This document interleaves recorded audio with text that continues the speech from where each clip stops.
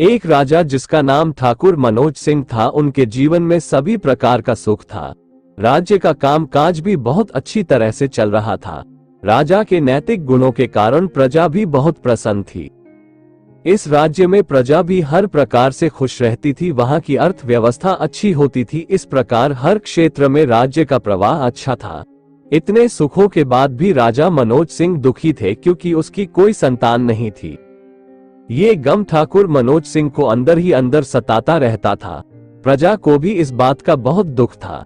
वर्षों के बाद ठाकुर मनोज सिंह की यह मुराद पूरी हुई और उसे एक पुत्र की प्राप्ति हुई। पूरे नगर में कई दिनों तक जश्न मनाया गया।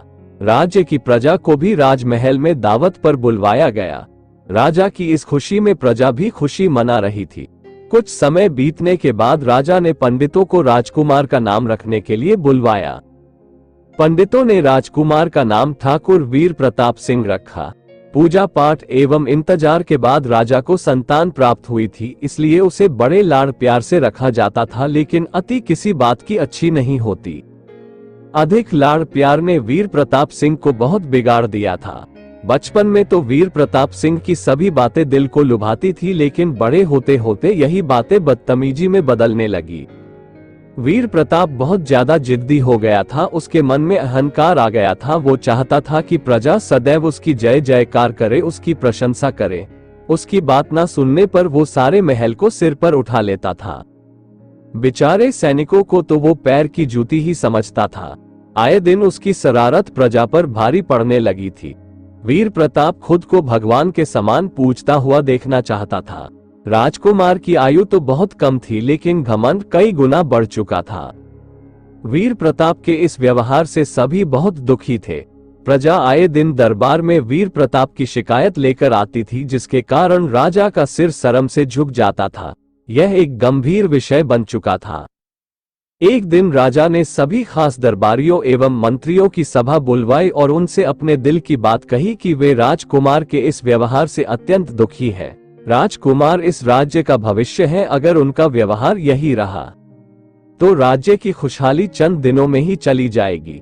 दरबारी राजा को दिलासा देते हैं और कहते हैं कि आप हिम्मत रखें, वरना प्रजा निस्सहाय हो जाएगी। मंत्री ने सुझाव दिया कि राजकुमार को एक उचित मार्गदर्शन एवं सामान्य जीवन के अनुभव की जरूरत है। आप उन्हें गुरु विश्वाचार्य के आश्रम भेज दीजिए। सुना है कि वहां से जानवर भी इंसान बनकर निकलता है। ये बात राजा को पसंद आई और उसने राजकुमार को गुरु विश्वाचार्य जी के आश्रम भेजा। अगले दिन राजा अपने पुत्र के साथ गुरु जी के आश्रम पहुंचे। राजा ने गुरु विश्वाचार्य के साथ अकेले में बात की और वीर प्रताप के विषय में सारी बातें कही। गुरु जी ने राजा को विश्वास दिलाया कि वे जब अपने पुत्र से मिलेंगे तब उन्हें राजकुमार पर गर्व महसूस होगा। गुरु जी के ऐसे शब्द सुनकर राजा को शांति महसूस हुई और वे गुरु के विश्वस्त अपने पुत्र को आश्रम में छोड़कर राजमहल लौट गए। अगले दिन सुबह गुरु के खास चेले द्वारा वीर प्रताप को भिक्षा मांगकर खाने को कहा गया, जिसे सुनकर वीर प्रताप ने साफ इनकार कर दिया। चेले ने उसे कह दिया कि अगर पेट भरना है तो भिक्षा मांगनी होगी और भिक्षा का समय शाम तक ही है, अन्यथा भूखा रहना पड़ेगा। वीर प्रताप ने अपनी अकड़ में चेले की बात नहीं मानी और शाम होते होते उसे भूख लगने लगी, लेकिन उसे खाने को नहीं मिला।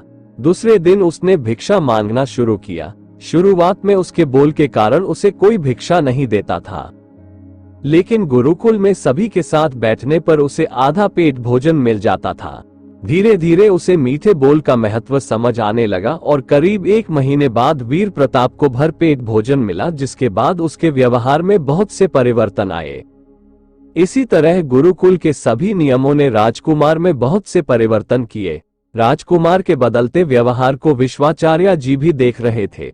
एक दिन विश्वाचार्य जी ने वीर प्रताप को अपने साथ सुबह सवेरे सैर पर चलने के लिए कहा। दोनों सैर पर निकल गए। रास्ते भर बहुत बातें की। गुरु जी ने वीर प्रताप से कहा कि तुम बहुत बुद्धिमान हो और तुम में बहुत अधिक ऊर्जा है, जिसका तुम्हें उचित स्थान पर उपयोग करना आना चाहिए। दोनों चलते चलते एक सुंदर बाग में पहुंच गए, जहां बहुत सुंदर सुंदर फूल थे, जिनसे बाग महक रहा था। गुरु जी ने वीर प्रताप को बाग से पूजा के लिए गुलाब के फूल तोड़ने को कहा।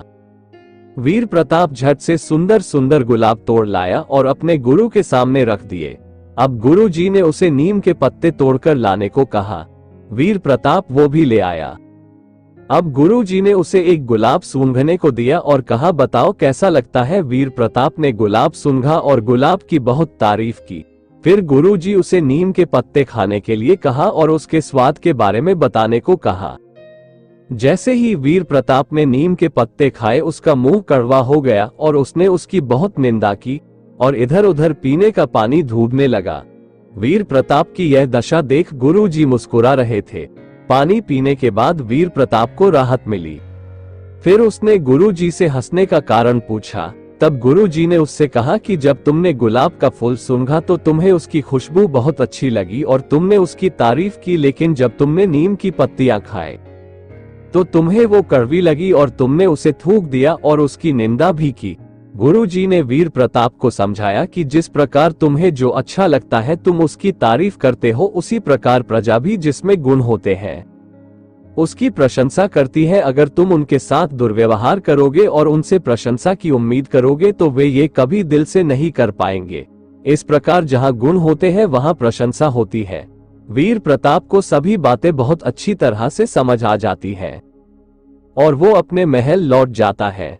वीर प्रताप में बहुत परिवर्तन आता है और वो बाद में एक सफल राजा बनता है। कहानी से शिक्षा, गुरु की सीख ने वीर प्रताप का जीवन ही बदल दिया। वो एक घमंडी राजकुमार से एक न्यायप्रिय दयालु राजा बन गया। इस कहानी से हमें यही शिक्षा मिलती है कि हम में गुण होंगे तो लोग हमें हमेशा पसंद करेंगे, लेकिन अगर हम अवगुणी हैं तो हमें प्रशंसा कभी नहीं मिल सकती। कहानी अच्छी लगी हो तो प्लीज कहानी को लाइक, शेयर और कमेंट करें। ऐसी कहानियों को सुनने के लिए नीचे दिए गए सब्सक्राइब बटन को दबाकर हमारे चैनल को सब्सक्राइब जरूर करें। धन्यवाद।